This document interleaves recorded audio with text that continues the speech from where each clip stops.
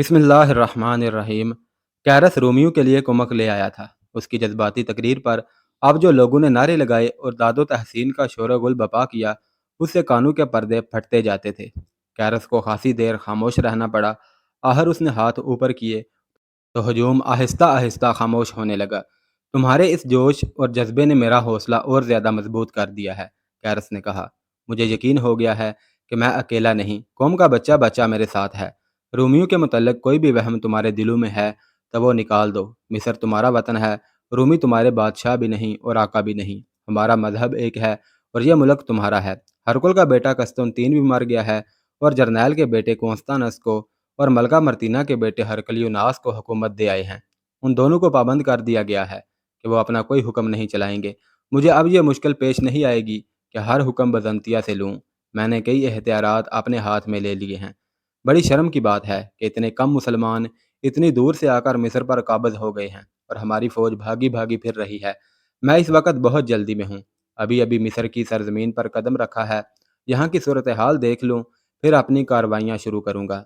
और तुम सब से ये कहूँगा कि कुबती फ़ौज में शामिल हो जाएं, और जो फ़ौज में शामिल ना हों वो फ़ौज को पूरा पूरा ताअवुन दें। अब मैं एक इंतहाई ज़रूरी बात करने लगा हूँ। मुसलमानों के मुतल्लिक ये मशहूर हो गया है कि वो जिस शहर को फ़तह करते हैं उस शहर के लोगों के साथ इंतहाई अच्छा रवैया इख्तियार कर लेते हैं। ना वो लूट मार करते हैं, ना किसी खूबसूरत औरत की तरफ तवज्जो देते हैं। जो लोग उनका मजहब कबूल कर लेते हैं उन लोगों को वो अपने बराबर के हकूक़ देते हैं, और जो उनका मजहब कबूल ना करे उन पर जिजिया आयद कर देते हैं। और उस जिजिये के इवज़ लोगों की जानो माल और इज़्ज़त व आबरू की पूरी पूरी हिफाजत करते हैं। मुसलमानों की यही खूबी देखकर कई जगहों पर लोगों ने उनके आगे घुटने टेक दिए और बाज़ ने उनका मजहब कबूल कर लिया। मैं तुम्हें उन मुसलमानों की असली जहनीत बताता हूँ। ये जब पूरे मुल्क को फ़तह कर लेंगे, फिर देखना उनका रवैया क्या होगा। ये फ़िरऔन से भी बदतर होंगे और यहाँ के बाशिंदों को अपना ग़ुलाम बना लेंगे और बिला उजरत बेगार लेते रहेंगे। तारीख़ गवाही देती है कि कैरस ने यह खिताब बड़ी तेज़ी से किया था, क्योंकि वह बहुत जल्दी में था। जिस जर्नैल ने जहाज़ पर जाकर उसका इस्तकबाल किया और जहाज़ से उतारा था, उससे उसने पूछा था कि जर्नैल थियोडोर कहाँ है। वो थियोडोर से मिलने के लिए बेताब था। उस जर्नैल ने गालिबन ये सोचकर बात गोल कर दी कि कैरस को मिस्र की ताज़ा सूरत हाल का कुछ पता नहीं। जहाज़ से उतरकर और खिताब से पहले उसने उन जर्नैलों से जो उसके इस्तकबाल के लिए खड़े थे पूछा कि जर्नैल थियोडोर क्यों नहीं आया। उन्होंने भी कोई तसल्ली बख्श जवाब नहीं दिया था। जर्नैल थियोडोर से मिलने के लिए बेताबी की एक वजह तो ये थी कि यह जर्नैल मिस्र में मुकीम तमाम तर फौज का सुप्रीम कमांडर था। दूसरी वजह यह थी कि मर्तीना ने उसे कहा था कि जनरल थियोडोर लोगों में बहुत मकबूल और हर दिल अजीज़ है। उसे हर कीमत पर अपनी नज़र में और अपने हाथ में रखना है। मर्तीना को यह खतरा नज़र आ रहा था कि जर्नैल फिर मिस्र में कामयाब हो गया तो वो हरकुल के पोते कॉन्स्तानस को अपना बादशाह समझ लेगा और उसका हामी बन जाएगा। कैरस उसे फ़ौरन मिलना चाहता था, लेकिन थियोडोर उसके इस्तकबाल के लिए भी नहीं आया था। सिकंदरिया के जर्नैल कैरस को शाही महल में ले गए। यह हरकुल का शाही महल था। फिर मकोकीस ने उस महल में रहाइश एख्तियार की थी। अब कैरस को उस महल में रहना था। कैरस को तो जैसे खाने पीने का भी कोई होश नहीं था। महल में जाते ही उसने बड़े गुस्से से कहा कि जनरल थियोडोर यहाँ के अफवाज का कमांडर है, लेकिन मालूम होता है कि वो अपने आप को मिस्र का फरमा रवां समझ बैठा है। क्या उसे मालूम नहीं था कि मैं इतनी ज़्यादा फ़ौज लेकर आ रहा हूँ? फिर खुद ही जवाब दिया। उसे मालूम था बजंतिया से रवाना होने से पहले मैंने कासद भेज दिया था। उसे बंदरगाह पर मौजूद होना चाहिए था। कैरस को बजंतिया से चले बहुत दिन गुजर गए थे। पहले खुश्की का लंबा सफ़र था, उसके बाद उससे कुछ ज़्यादा लंबा सफ़र बहरी था। बहिरा रूम की पूरी चौड़ाई अबूर करनी थी, मगर रास्ते में हल्का सा तूफ़ान आ गया, जिसका रुख मिस्र की बजाय किसी और ही तरफ था। ये तूफ़ानी हवाएं बादबानों से टकरा कर तमाम जहाज़ों को अपने रुख पर ही ले गई थीं। जहाज़ रान जहाज़ों पर काबू ना पा सके, लेकिन तूफ़ान जल्दी नरम पड़ गया और जहाज़ों को बड़ी दूर से वापस लाए और सिकंदरिया का रुख किया। खुश्की के रास्ते भी सिकंदरिया तक पहुंचा जा सकता था, लेकिन यह सफ़र बड़ा ही लंबा था। इतने ज़्यादा दिनों में मिस्र की सूरत हाल में इनकलाबी तब्दीलियाँ आ चुकी थीं। कैरस तो सिर्फ इतना सुनकर आया था कि मुसलमानों ने बाबलियून जैसा मुस्तहकम शहर भी ले लिया है, लेकिन अभी तक उसे ये नहीं बताया गया था कि ये मुसलमान बाबलियून से सिकंदरिया तक का आधा फासला फ़तह पर फ़तह हासिल करते तय कर आए हैं और अब ख़तरा सिकंदरिया तक पहुँचने वाला है। कैरस तो इस कदर जल्दी में था कि खुद ही तेज़ तेज़ बोलता जा रहा था اور کسی اور کو بولنے کی مہلت دیتا ہی نہیں تھا۔ ایک سوال کرتا اور اس کے جواب کا انتظار کرتا ہی نہیں تھا۔ اسے مرتینہ کا یہ شک ہی معلوم ہونے لگا کہ تھیوڈور فوج میں اور ملک کے لوگوں میں بڑا ہی مقبول اور ہر دل عزیز ہے، اور وہ جیسی من مانی کرنا چاہے کر سکتا ہے اور کر گزرے گا۔ کیرس نے ایک بار پھر کہا کہ کوئی اسے بتا سکتا ہے کہ تھیوڈور کہاں ہے اور اس کے استقبال کو کیوں نہیں آیا؟ معلوم ہوتا ہے وہ بابلیون کی شکست پر شرمسار ہے۔ کیرس نے اپنے پہلے سوال کے جواب کا انتظار کیے بغیر کہا، اتنے بڑے اور ایسے نامور جرنیل کا اتنے تھوڑے اور نہایت معمولی قسم کے حملہ آوروں کے آگے ہتھیار ڈالنا واقعی بڑی شرمساری کی بات ہے۔ لیکن میں تھیوڈور سے باز پرس نہیں کروں گا۔ اسے بلاؤ، میرے سامنے لاؤ۔ ہم اب نئے سرے سے مسلمانوں کے مقابلے میں آئیں گے اور ان کا نام و نشان مٹا دیں گے۔ وہاں جو جرنیل موجود تھے انہوں نے ایک دوسرے کی طرف دیکھا۔ ان کے ماتھے پر شکنیں آ گئی تھیں، جیسے انہیں کیرس کا یہ انداز اچھا نہیں لگ رہا تھا۔ آنکھوں ہی آنکھوں میں انہوں نے طے کر لیا کہ کیرس کو بتا دیا جائے کہ تھیوڈور کہاں پھنسا ہوا ہے اور اس پر کیسی مصیبت آن پڑی ہے۔ اسقف اعظم ان جرنیلوں میں سے جو عمر میں سب سے بڑا تھا بولا، ہمیں بولنے کا موقع دیں کہ آپ جب بزنطیہ سے چلے تھے اس وقت سے اب تک مصر کی صورتحال کیا سے کیا ہو گئی ہے۔ سب سے پہلے میں یہ کہنے کی جرت کروں گا کہ آپ مذہب کے پیشوا ہیں، لیکن مصر کی جو صورتحال ہے اس کا تعلق فوج کے پیشواؤں کے ساتھ ہے۔ اس لیے فوج کے پیشواؤں کی سنیں اور پھر انہیں بتائیں کہ آپ کیا منصوبہ لے کر آئے ہیں۔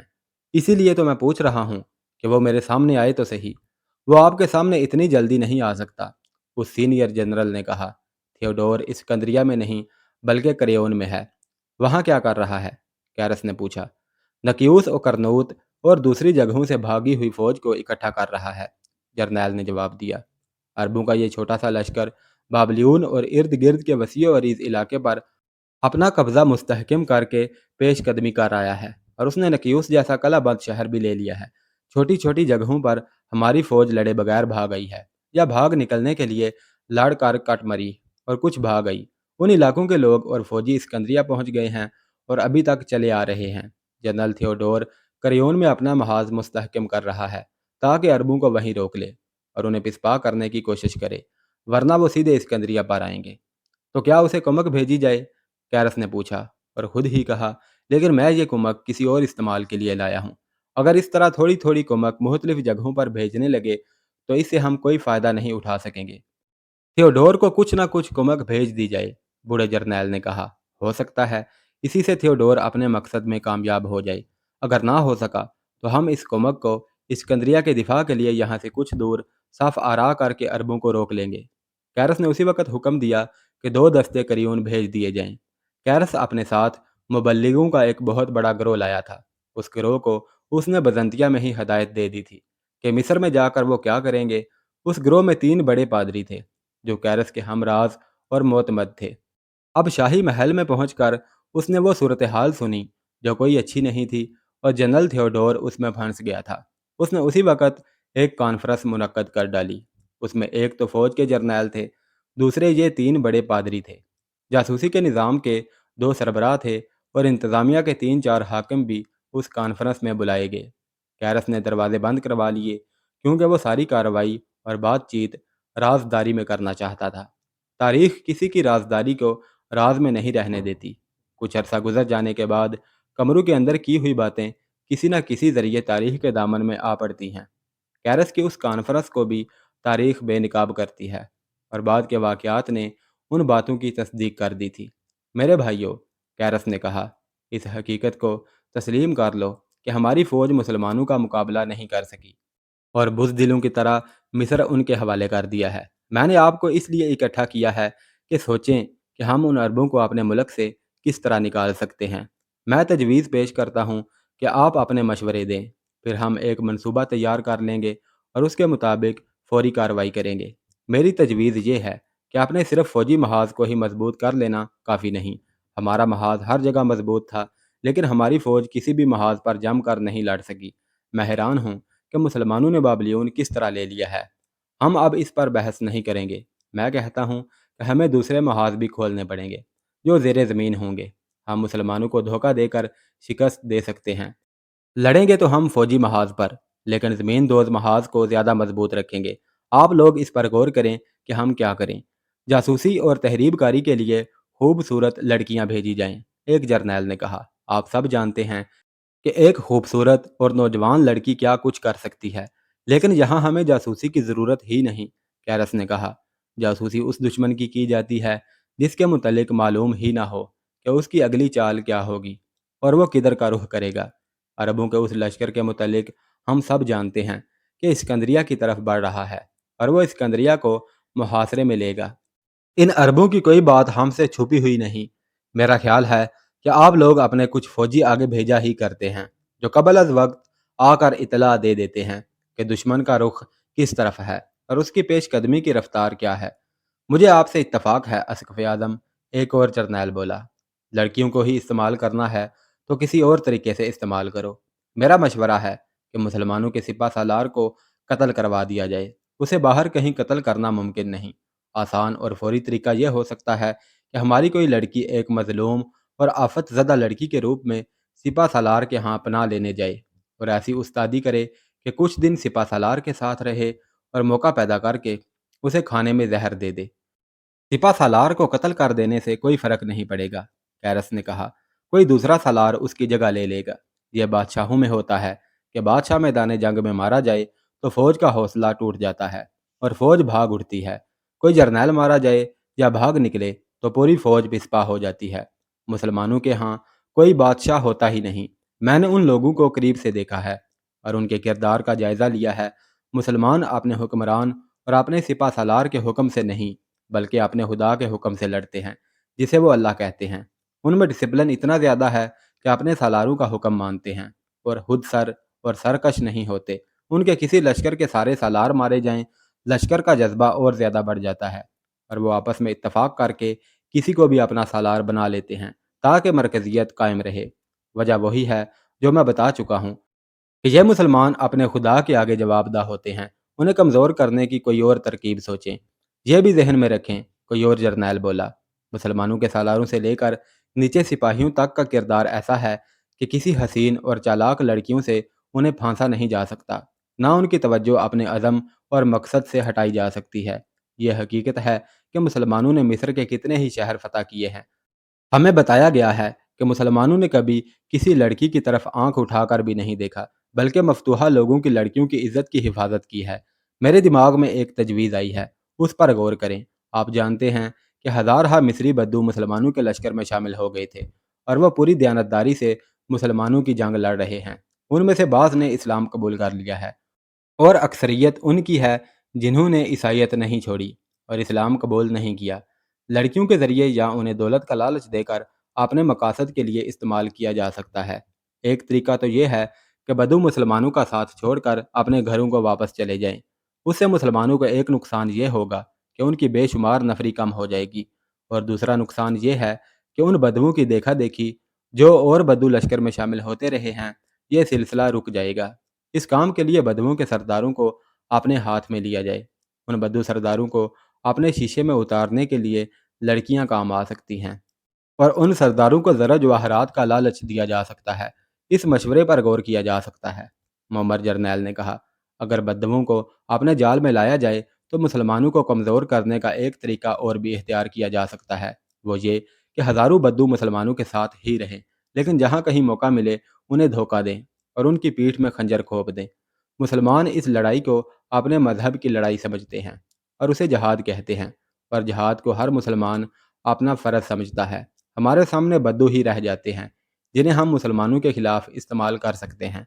आप लोग मेरा मतलब समझ गए हैं, कैरस ने कहा। मैं फिर कहता हूँ कि जिस दुश्मन का आमने सामने से आकर मुकाबला नहीं कर सकते, उस पर ज़मीन के नीचे से वार करें या उनमें ऐसे आदमी दाखिल कर दें जो उन्हें दोस्ती और मोहब्बत का धोखा देकर उनकी पीठ पर वार करें।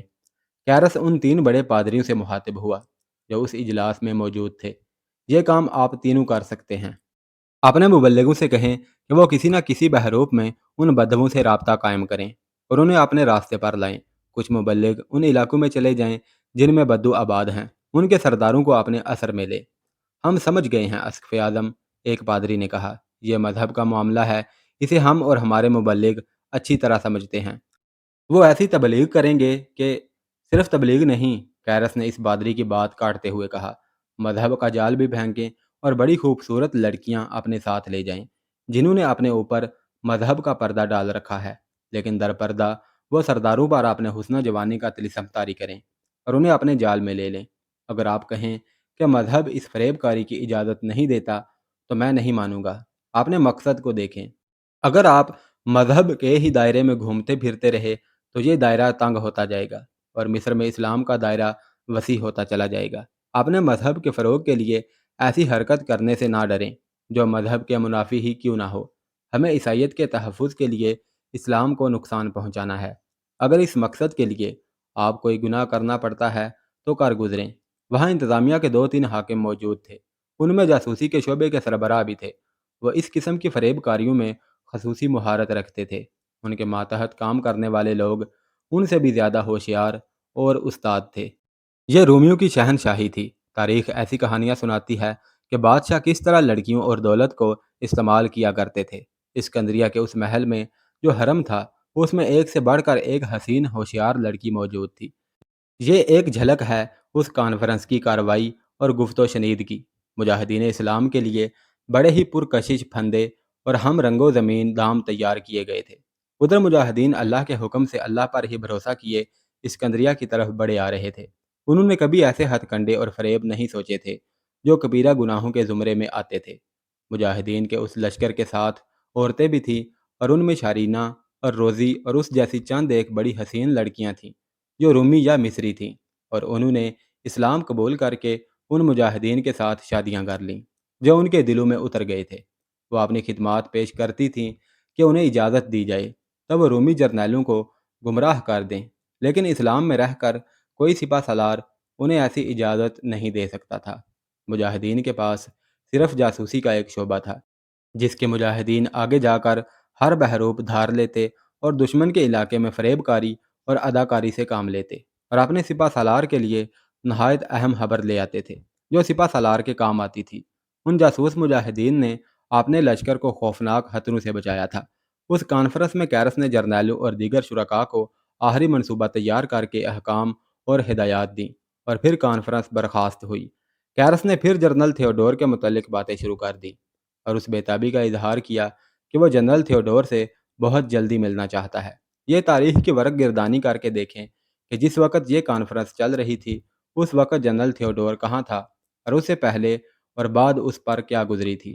یاد کریں کہ شریک بن سمی نے ایک ٹیلے پر محصور ہو کر رومیوں کا ایسا مقابلہ کیا کہ رومی دل چھوڑ بیٹھے اور مجاہدین نے انہیں بری طرح تلواروں اور برچھیوں پر لیا۔ ان میں وہی زندہ رہے جو بھاگ نکلے تھے۔ اس مارکے کے فوراً بعد سپہ سالار عمرو بن عاص سالار شریک سے آن ملے اور پیش قدمی جاری رکھی۔ اپنے جاسوس بہت آگے چلے گئے تھے اور وہ باقاعدہ خبریں دے رہے تھے کہ اس وقت رومی کہاں کہاں ہیں اور کس کیفیت میں ہیں اور ان کے ارادے کیا ہیں۔